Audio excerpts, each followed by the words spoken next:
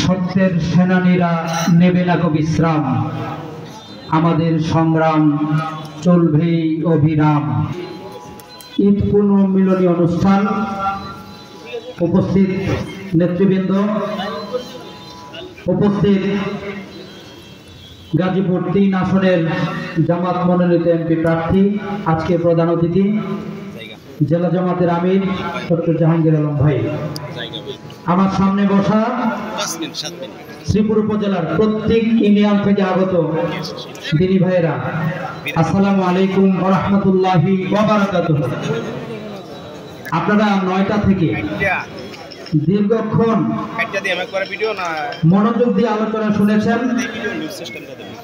যারা আজকের এই আয়োজনে অংশগ্রহণ করেছেন সবাইকে উপজেলা জামাতের পক্ষ থেকে আন্তরিক মোবারকবাদ এবং ধন্যবাদ জানাই, এবং মহান রবের কাছে আপনাদের জন্য উত্তম জাযা কামনা করছি। আমরা ১ মাস সিয়াম সাধনা করেছি, আজকে খোলা মাঠে দোয়া করব। আমাদের এখানে উপস্থিত হয়েছি আমাদের আত্মীয় স্বজন যারা অন্ধকার কবরে আছে, আল্লাহ যেন তাদের কবরের আযাবকে কিয়ামত পর্যন্ত মাফ করে দেন, তাদেরকে জান্নাতের একজন মেহমান হিসেবে কবুল করেন।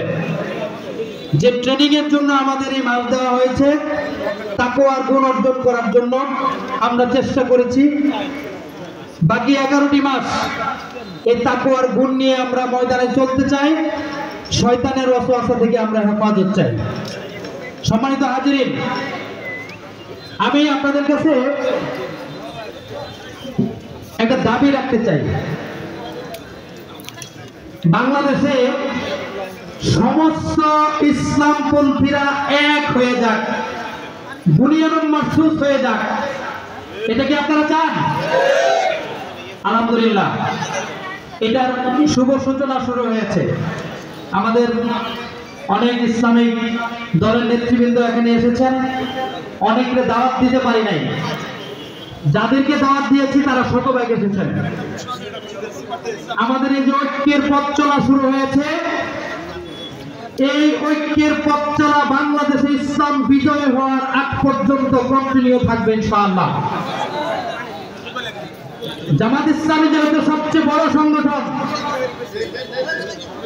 আমি আপনাদেরকে অনুরোধ করতে চাই, আপনারা হয়তোবা এরপরে প্রতি ইউনিয়নে ঈদ পূর্ণ মিলনী করবেন। অবশ্যই ওই ইউনিয়নে তাবলীগ, হেফাজতে ইসলাম, ইসলামী আন্দোলন, ইসলামী ঐক্যজোট, খেলাফত মজলিস, জমিয়ত উলামায়ে ইসলাম সহ যত ইসলামিক দলের নেতৃবৃন্দ আছে, আপনারা তাদেরকে দাওয়াত করবেন, তাদেরকে কাছে টানবেন। আমরা সকলে আগামী বাংলাদেশে ইসলামপন্থীদের ভোটের বাক্স হবে কয়টা? আমরা একটা ভোটের বাক্স বানাতে চাই। এই জন্য আমাদের আমির জামাত ঘোষণা দিয়েছেন, এই জন্য যত ছাড় দেওয়া লাগে আমরা আমাদের ভাইয়ের জন্য দিব, ইসলামপন্থীদের জন্য দিব।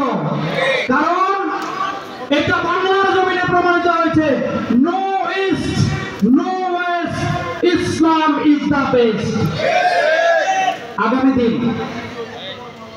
ইসলামকে বিজয় করার জন্য সাধারণ মানুষ যেহেতু ইসলাম চাচ্ছে, আমরা অতীতে লক্ষ্য করেছি বাতিলকে বিজয় করার জন্য বাতিলের পক্ষে যারা কাজ করেন তারা আমাদের চেয়ে বেশি অর্থ ব্যয় করেন, তারা আমাদের চেয়ে বেশি সময় ব্যয় করেন। আমরা এবার বাংলার জমিনে ইসলামকে বিজয় করার জন্য বাতিলের চেয়ে বেশি শক্তি এবং অর্থ এই জমিনে ব্যয় করব ইনশাআল্লাহ। প্রিয় ভাইয়েরা আমার, এই জন্য এটা একা একা করলে হবে না।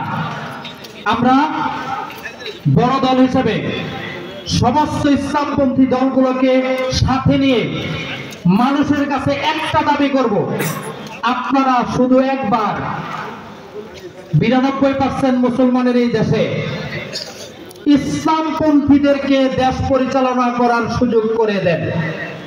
আমি বিশ্বাস করি এদেশের আপামর জনসাধারণ এই দাওয়াতের অপেক্ষায় আছে। যদি আমরা এটা করতে পারি, আমার মন বলছে আল্লামা দেলোয়ার হোসেন সাঈদী এই ময়দানে শহীদ হয়েছেন। তিনি বলেছেন বাংলার জমিনে পূর্ব আকাশে সূর্য উদয় যেমন সত্য, বাংলার জমিনে ইসলাম বিজয় ততটুকু সত্য। আমাদের নেতৃবৃন্দরা ফাঁসির রশি গলায় নিয়ে আমাদেরকে নসিহত করেছেন, আমাদের এই রক্ত বাংলার জমিনে দিন বিজয়ের জন্য কথা বলবে।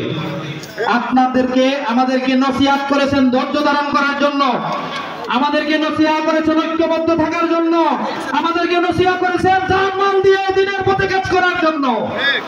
আমরা শহীদ ভাইদের রেখে যাওয়া রক্তের ঋণ আমরা বাংলার জমিনে পরিশোধ করতে চাই দিনকে বিজয় করার মাধ্যমে।